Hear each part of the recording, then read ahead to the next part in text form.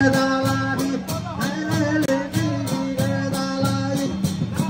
দর্শক যারা দেখছেন সবাইকে শুভেচ্ছা।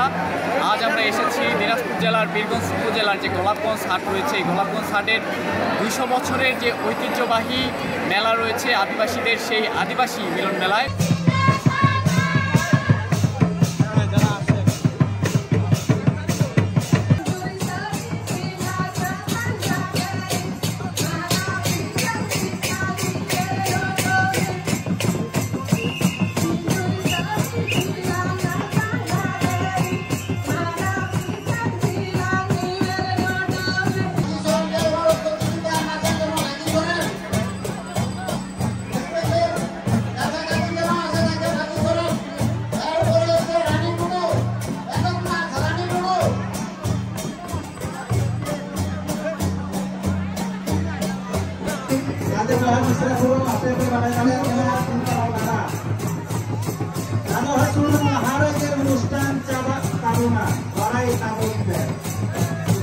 हरे हरे तो कार दह गुरु रंगीरा कान गुरु हो रंगीरा कान